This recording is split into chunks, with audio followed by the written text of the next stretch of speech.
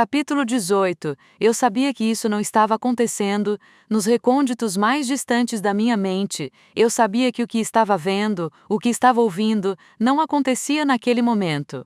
Eu sabia disso, mas não conseguia me livrar daquilo. Não quando as vozes começaram. Altas, agudas, explosivas. Detonando uma bomba de terror, pressionando as mãos sobre os ouvidos, cheguei para trás, encolhendo-me contra a parede. Eu queria fechar os olhos, mas não conseguia. Eles pareciam estar arregalados, presos por pinos minúsculos. A dor, que irradiava do centro do meu rosto, foi esquecida, com as bochechas coradas de vermelho brilhante e os olhos injetados, o Senhor. Henri arrastou Ryder pelo braço no piso de linóleo rasgado e sujo. Ryder era quase tão alto quanto o Senhor.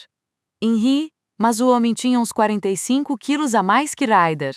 Ele estava gritando tão alto que eu não conseguia entender o que ele dizia, mas Ryder não estava lutando. Ele cobriu o nariz com uma das mãos. O sangue escorria entre os dedos. Meu estômago se revirou, o Senhor. Henri abriu a porta dos fundos. O ar frio entrou enquanto pequenos flocos de neve caíam sobre o chão branco amarelado. A porta de vidro externa, quebrada, balançava instável ao vento. Estou farto das suas merdas, moleque. Você acha que isso é muito ruim? Talvez perceba como é sortudo depois de algumas horas lá fora, num piscar de olhos, o Senhor. Henri empurrou Ryder para o lado de fora, na varanda. Coberta de neve. Eu gritei, desgrudando da parede. Ryder não poderia ficar lá fora. Ele estava só de jeans e camiseta. Estava muito frio, a porta se fechou. Era tarde demais, o Senhor. Henri se virou para mim, e o medo dominou meu coração, punhos socavam a porta, do lado de fora, e eu comecei a recuar. Não havia nada entre mim e o olhar desfocado do Senhor. Henri, saia da minha frente, garota, gritou ele cuspindo no ar. Ou vai se arrepender muito rápido. Virando-me, corri para fora da cozinha para o esconderijo. Eu me apertei contra a parede e levantei o braço, passando os dedos pelo nariz. A dor era forte, mas não havia muito sangue na minha mão quando a abaixei. Por favor, acorde. Por favor, acorde. Por favor, acorde. Com o coração batendo rápido, ouvi o Senhor. Henri romper na sala de estar. Segundo depois, escutei a TV e ele ia mesmo deixar Ryder lá fora. Oh, meu Deus, ele não ia sobreviver lá fora, no frio e na neve. Eu tinha que fazer alguma coisa. Depois de alguns minutos, eu me virei e deslizei pela parede. Subi as escadas com cuidado para não ser ouvida, e andei pelo corredor. Não entre no quarto. Não entre nesse quarto, empurrei a porta. Uma fraca luz amarela piscou. Acertar. Beck estava na cama. Chamando seu nome, eu fui até lá e a toquei. Havia algo de errado com sua pele, e eu soube. Soube que, no fundo, algo estava muito errado. Um grito borbulhava na minha garganta: não faça barulho. Gritos, havia gritos, e eu não podia ficar em silêncio porque eles eram meus. Saí do quarto. O Senhor? Henri gritou, lá de baixo enquanto eu descia os degraus. Eu tinha que chegar a Ryder, e nós tínhamos que sair dali. Meu coração batia tão rápido e... eu sabia o que estava por vir, e não queria ver isso, mas já tinha visto. Por favor, acorde. Por favor, acorde. Por favor, acorde. Cheguei à porta da cozinha, e então, o Senhor. Henri estava lá, gritando e cuspindo. Eu não conseguia pronunciar nenhuma palavra. Ele agarrou meu braço, arrastando-me para a sala de estar. O fogo estalava na lareira quando ele parou na frente de sua cadeira. Ainda segurando meu braço, ele se inclinou, pegando algo atrás dela. É só um sonho. Só um sonho. Acorde, endireitando-se, ele segurava Velvet. Eu sabia que a boneca estava lá. Ele a tinha tirado do meu quarto 3 meses antes, porque eu não tinha apertado a tampa do leite como ele queria. Eu sabia exatamente onde a boneca estava, mas também sabia que não devia tocar nela. Ele esfregou Velvet no meu rosto e soltou meu braço. Tropecei, a parte de trás das minhas pernas batendo na borda da mesinha de centro. Acorde. Acorde, o Senhor. Henri praguejou, de saco cheio dessa merda. Recebi um espertinho e uma maldita retardada para cuidar, apertando a boneca em seu punho. Ele avançou em direção à lareira. Meus olhos se arregalaram, e Mallory. Eu despertei, desdobrando-me enquanto engolia o ar. Eu não estava sozinha. Havia mãos em meus braços. Gritei de novo, com a voz rouca enquanto eu me libertava: está tudo bem. A voz falou de novo, e levou algum tempo até eu reconhecer que era Cário. Está tudo bem, Mallory. Você estava tendo um pesadelo, de novo, escuro. Consegui falar, recostando-me na cabeceira. Está. A luz de cabeceira se acendeu, inundando o quarto em um brilho suave, e ali estava Cário, sentado na beira da cama. Seu cabelo estava desgrenhado, os olhos, sonolentos e a camisa branca amarrotada. Quando ele pôs a mão na minha testa, meu peito doía. Está tudo bem, Mallory. Cário deslizou a mão sobre meu cabelo úmido. Foi só um pesadelo. Está tudo bem. Você está segura agora, segura. Apertei bem os olhos. Eu estava segura agora, mas o passado não tinha sido seguro. Ele nunca seria, e me assombraria para sempre. Cário saiu da cama, e voltou alguns instantes depois com uma garrafa de água gelada, entregando-a para mim. Quero que beba isso devagar. Com os dedos trêmulos, abri a tampa e levei a garrafa aos lábios. Tomei um gole curto e depois outro, refrescando o fundo da minha garganta seca. Ele esperou até que eu baixasse a garrafa e disse: estamos preocupados, Mallory. Minha respiração ficou presa. Ele não. Você não tinha pesadelos Você não tinha pesadelos havia quase 2 anos, mas os está tendo com bastante frequência desde que começou a frequentar a escola, disse ele. Olhando-me com atenção: estamos preocupados. Com o quê? Ele inclinou a cabeça para o lado. Com você e a escola, com Ryder estar de volta em sua vida. Talvez seja muito peso, Mallory. Você. Não é muito peso, interrompi. Foi só. Você está tendo pesadelos de novo, continuou ele. Como se eu não soubesse disso. Nós só estamos preocupados. Não queremos que você fique sobrecarregada. Como se eu fosse uma criatura frágil, que ia se quebrar sob o estresse. A raiva cintilou no fundo do meu peito, e foi estranho sentir isso em relação a Cário. Eu estou bem. Forcei-me a dizer essas 3 palavras: não estou sobrecarregada. Foi só um pesadelo. Nada demais. E não tem nada a ver com a escola, ou com Ryder. Vou ter que discordar dessa parte do Ryder. Ele ergueu a mão quando abri a boca. Só porque faz sentido que ele esteja de volta e que isso cause. Ele respirou fundo. Que isso cause o ressurgimento de sentimentos antigos, muitos deles assustadores. O que ele disse fazia sentido. Mas balancei a cabeça. Estou bem. Cário olhou para mim por um instante e então assentiu com um suspiro. Ok. Ele começou a se levantar. Não se esqueça de que, sempre que precisar conversar, pode nos procurar. Conversar sobre o quê? Eu não tinha ideia, mas assenti. Ele me observou por mais alguns instantes e, em seguida, saiu do quarto, fechando silenciosamente a porta. Eu lhe dissera que não estava sobrecarregada e que estava bem, mas sabia que Cário não tinha acreditado. Eu não tinha certeza se estava dizendo a verdade. Ryder não apareceu na sexta-feira. Paige também não apareceu para a aula e, enquanto eu imaginava que os dois estavam juntos, pequenos nós de desconforto ainda se formavam em minha barriga. Com exceção do início do ano letivo, ele não tinha faltado à escola. Quando a aula terminou, juntei minhas coisas enquanto olhava para as costas de Hector. Perguntar a ele sobre Ryder seria a coisa mais inteligente e mais simples a fazer. Ele obviamente saberia. As pontas das alças da mochila pinicavam minha mão quando forcei as palavras. Hector. Ele se virou na minha direção, os lábios se curvando. Oi, parei ao lado da minha mesa. Ryder está ok? Quero dizer, ele não veio à aula. Comentei, atestando o óbvio. Eu acho que ele está com Paige, mas eu só queria ter certeza de que ele está bem. O sorriso diminuiu um pouco quando seu olhar correu para a cadeira vazia. Ele não está com Paige. Hoje não. Aqueles olhos verdes pousaram em mim. Pelo menos, eu acho que não. Oh! Eu mordi a parte de dentro do lábio. Ele olhou por cima do ombro e suspirou. Eles tiveram uma briga feia ontem à noite. Por isso não estou surpreso que ela também não tenha vindo, mas, por cima do ombro, viu o Senhor Santo se virar em nossa direção. Mas o quê?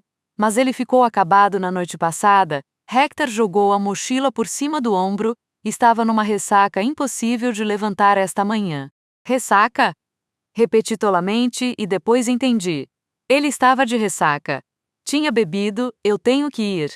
Vou para o trabalho, disse Hector. Vejo você mais tarde, bebê, tonta. Eu assenti, e não me mexi por um bom tempo enquanto Hector saía. Ryder tinha brigado com Paige na véspera e depois se embebedou. Com o estômago embrulhado, comecei a me dirigir para a frente da sala. Mallory, posso falar com você um segundo? Chamou o senhor Santos. Parei quando ele me encontrou à porta. O que você acha de fazer o seu discurso na quarta-feira, com a cabeça a quilômetros dali? Assenti. Ótimo, ele bateu no meu braço. Estou ansioso, dispensada. Saí da sala e parei no meu armário para pegar os livros de que precisaria no fim de semana. Eu não estava muito concentrada na caminhada até o carro. Aquela queimação no estômago era muito parecida com culpa.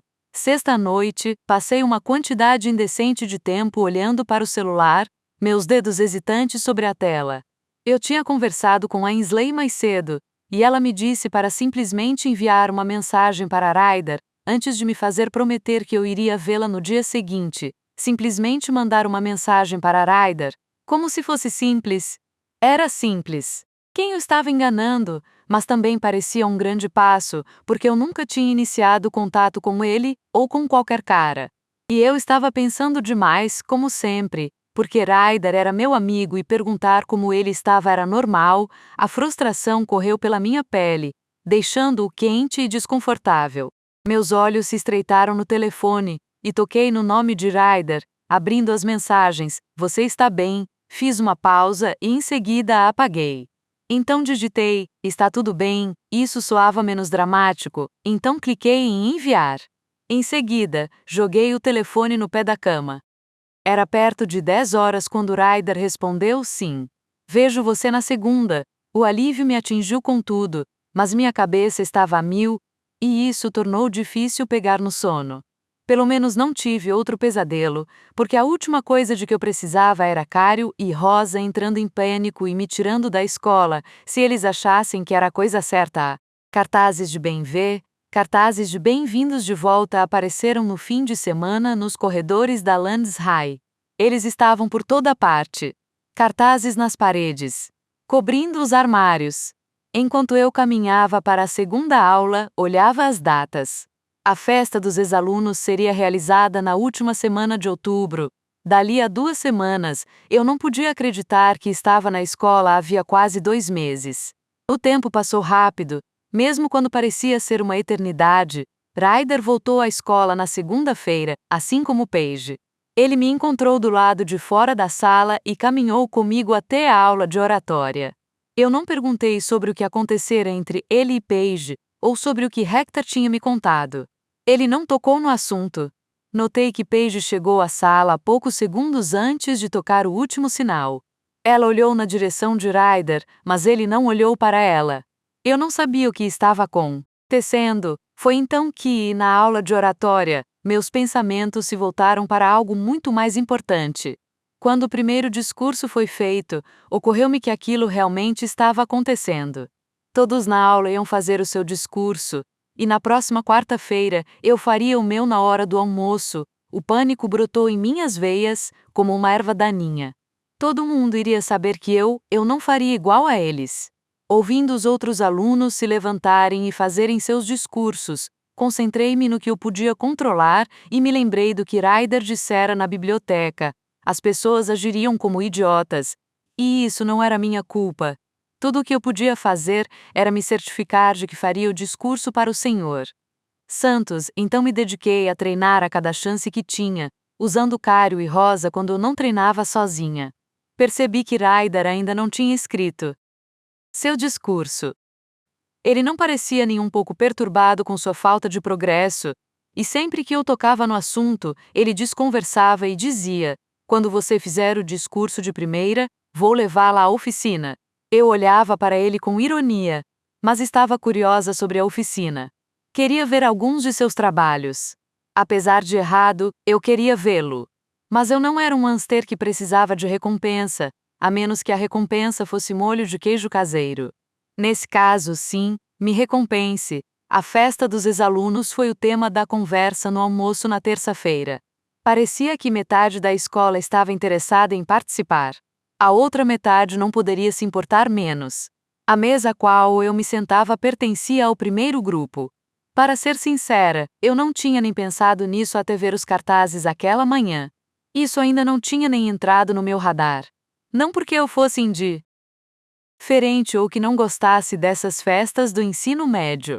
Apenas nunca tivera a chance de pensar nisso, e agora que o fazia, uma parte de mim achava que seria divertido. Seria uma experiência, mas eu não tinha um vestido ou um acompanhante quando você tem que fazer seu discurso. Perguntou Keira no almoço. Ela faria o dela na quarta-feira, durante a aula, como uma pessoa normal. Era a primeira vez que me faziam essa pergunta. Eu não queria responder, mas isso seria estranho, e eu já era estranho o suficiente sem qualquer esforço. Amanhã respondi, olhando para o meu prato amanhã. Na hora do almoço, Keira não respondeu de imediato, e me atrevi a lançar um olhar rápido para ela. Suas sobrancelhas escuras estavam unidas, então você só tem que fazer o discurso para o Senhor Santos? Assenti, esperando que ela não fosse pensar o mesmo que Paige. Legal, disse ela, pegando o guardanapo enquanto Joe e Ana se sentavam em frente a nós. Eu fico super nervosa quando tenho que falar em público. Sério? Minhas sobrancelhas se ergueram. Sim, Deus, espero que você não passe mal, disse Joe, pousando o queixo na mão. Vocês viram a escolha perfeita. Assenti.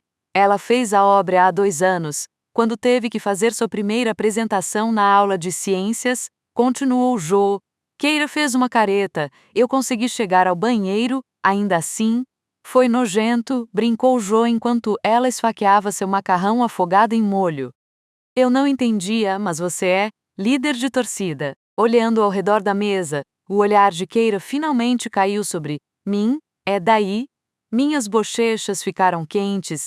Você fica de pé na frente das pessoas o tempo todo e dança, sim, mas tem um grupo de pessoas fazendo isso comigo, disse ela enquanto passava os cachinhos apertados por cima do ombro.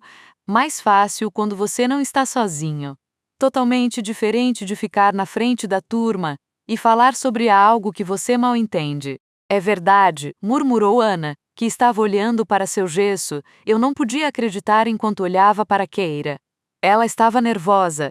Sua comida continuava intocada, como a minha, mas ela falava o tempo todo e não gaguejava. Ainda assim, estava nervosa. Você realmente vomitou? Perguntei.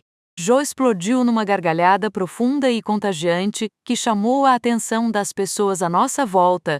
Vomitar é pouco, não foi tão ruim assim, insistiu Keira, lançando a Joe um olhar sombrio. Enfim, continuou ela, olhando para mim, também fico nervosa. Então vamos fazer um pacto. Sussurrei, pela primeira vez, senti-me muito grata a Keira e suas amigas, minhas amigas. Eu estivera terrivelmente errada sobre elas. Não que eu não tivesse percebido isso nas últimas semanas, mas deveria me sentir envergonhada com a facilidade com que acreditei no estereótipo da líder de torcida. Ela assentiu. Se começar a parecer que eu vou vomitar, você vai pegar a lixeira para mim, e se você passar mal enquanto faço o discurso para o Senhor Santos, pode me contar, e eu prometo não rir. Meus lábios se abriram, fechado? Perguntou ela. Eu ri sem querer, mas não pude evitar. Provavelmente foi o acordo mais bizarro que já fiz. Fechado, acordei na quarta-feira, o dia do meu discurso, com o estômago embrulhado, um nó ardendo na garganta e dor de cabeça. Rosa estava me esperando na cozinha, uma tigela de cereais na qual não pude nem tocar sobre a bancada. Ela não disse nada enquanto peguei um copo de leite da geladeira. Ela não insistiu quando não consegui tocar no cereal.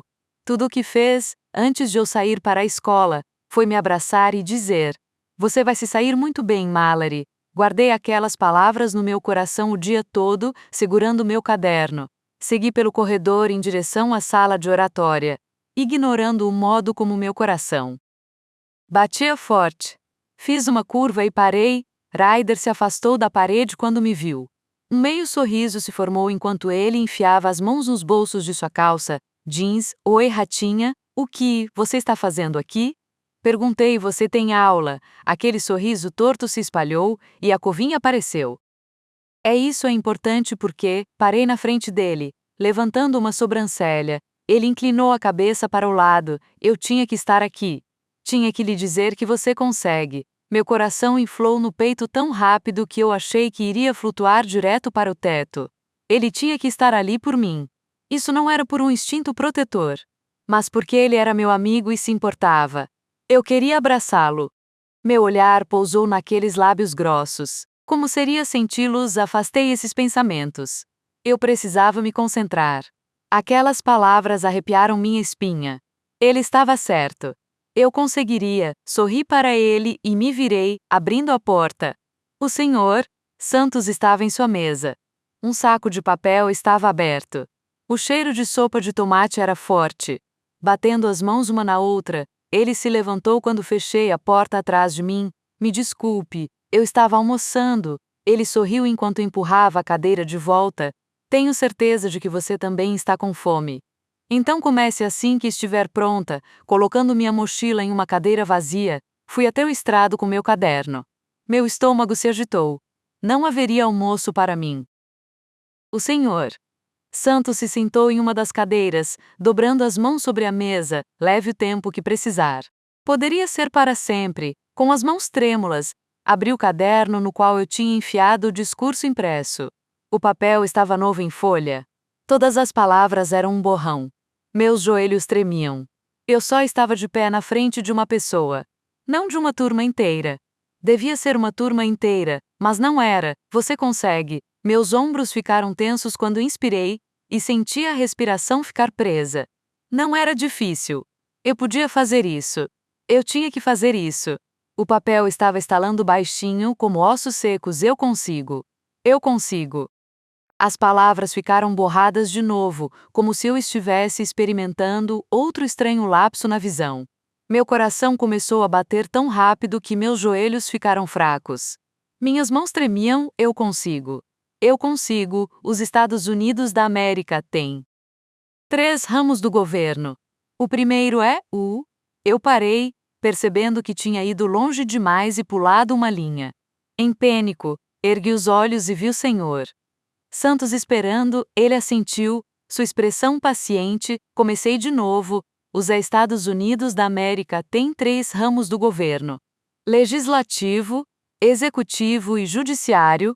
Forcei, e depois me obriguei a continuar. O ramo legislativo supervisiona. Estava uma droga. Deus, o discurso era uma bela porcaria. Foi tão ruim que devia haver milhares de palestrantes profissionais se revirando no túmulo, mas eu consegui. Terminei meu discurso alguns segundos antes de o senhor Santos sinalizar o fim do tempo. Terminei o discurso, o primeiro da minha vida. Eu consegui. Não vomitei. Queiro ficaria feliz em ouvir isso. O senhor Santos sorriu ao se levantar da cadeira. Você foi bem, Mallory. Ficou um pouco travada no começo, mas começou de novo e foi em frente.